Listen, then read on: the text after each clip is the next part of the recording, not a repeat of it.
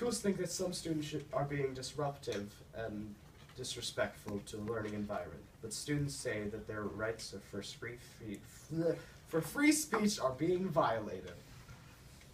We believe that students should have unlimited free speech because then none of their constitutional rights would be violated. Schools think some students are being disruptive and disrespectful to the learning environment, but students say their rights of free speech are being violated. We believe that students should have limited free speech in schools, even though the Constitution says there is unlimited free speech. Too much of it can ruin the learning environment. Schools would be dysfunctional with everyone saying and doing what they want. We call upon the school board to explain the limits on freedom of speech in schools. Okay. Are we supposed to be referred? You may begin. Anyone? Volunteers?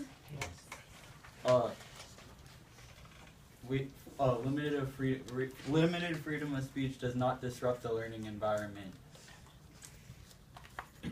And some cases of that would be a high schooler student at Bethel School District gave a speech that contained a sexual innuendo, which during a school assembly, which had everyone going crazy.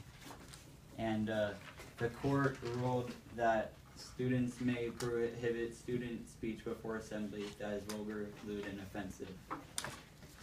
Also in support of our side, at Hazelwood School District, there was a school newspaper journalist who wrote an article about teen pregnancy and the effect divorce has on kids. And the principal found this article inappropriate for the younger students and unfair to the parents the divorced parents that were quoted.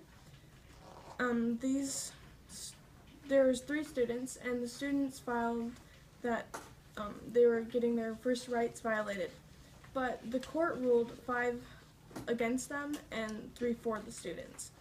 The school justice said, quote from Majority Justice, "A school must also retain the authority to refuse sponsor student speech that might reasonably be perceived to advocate drug or alcohol use, irresponsible sex, or conduct otherwise inconsistent with the shared values of a civilized civil order."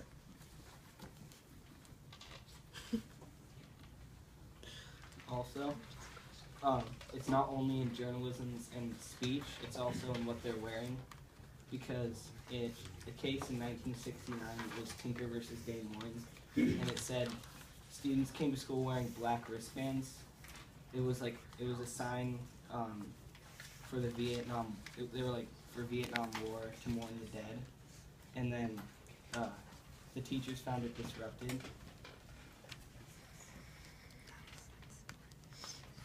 I disagree with that. That was not disruptive. It was just an armband. How is that disruptive? The courts in that case actually filed that the students did not disrupt and that the school did violate their First Amendment rights. And it's just a way of protesting, which is also somewhat violating the freedom of assembly. And not only did they have a thing to do with the bracelets, but they also had in Colorado, they passed a law requiring boards of education to adopt a specific policy concerning bullying, prevention, and education. Other states have considered similar legislation, and students would be suspended for wearing or drawing pictures of the United States flag, and that they are part of the United States. I did not think that should be allowed. So I hear what Jaden's saying about the black wristbands, but as Aaron mentioned, the court ruled that the students were not being disruptive in that case. And most of the articles researched, the court ruled that the students were not being disruptive because in the majority of the articles, the students were wearing small things such as bracelets, and the articles of clothing that they were wearing or things that they had said had not been very common, such as in the article of when the federal appeal in Pennsylvania.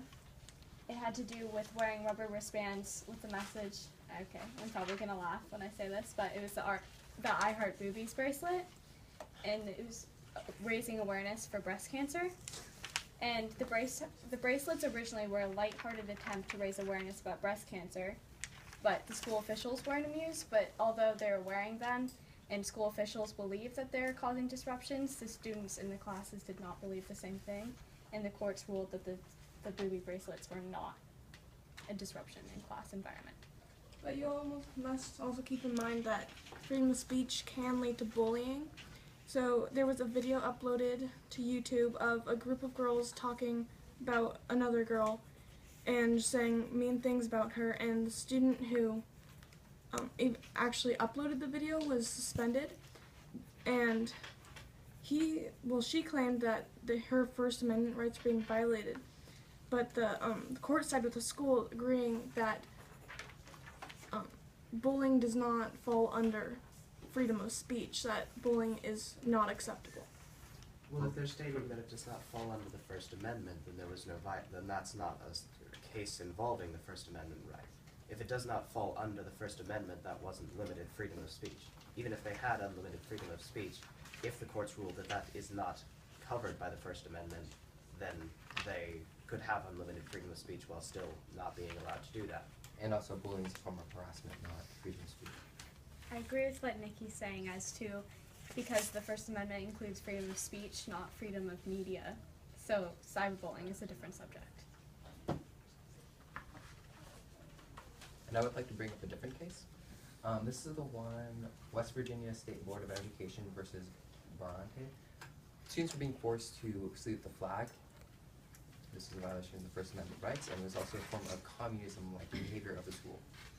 Yeah, but that was in 1943, and it's 2015 We right still now. have the same rights. The First Amendment prohibits government officials from compelling individuals to speak or espouse orthodox beliefs that are at odds with their consecutive and values. The purpose of the First Amendment is to ensure that individuals have an individual sphere of freedom in thought and belief, that the court cannot violate that rule of the First Amendment. Going back to Ben's comment, there was another case in 2002, not in 1993, you said. What was it about? It was about the flag. This case, I brought up, in 2002. Published, not. yeah, published, but this case took place in 1943, I will accept that, but And the Parliament. Constitution was written like over 200 years ago, so people still have the same rights as they did now as they did then. thank you. So nothing's changed. And people continue to protest the Pledge of Allegiance being required in schools to this day, so it is still a It is- relevant topic. Schools, students are not forced to say the Pledge of Allegiance in schools. At Some this stu- school, there was a requirement that all students must stand, salute, and pledge to the flag. If Jehovah's Witnesses students said that according to their beliefs, they're not allowed to worship any idols other than their own. As such, this was a violation of their First Amendment rights of speech and religion, and freedom of religion. Going back to more media subjects, there was a case in upstate New York, and the school board determined that 9 books in a high school library, including Slaughterhouse-Five and Black Boy, should be removed because they're inappropriate for young people. Even though they're inappropriate, they are realistic as to history circumstances, and the court ruled by a 5-4 vote that school officials cannot remove books from a school library simply because they find the ideas in the books objectionable.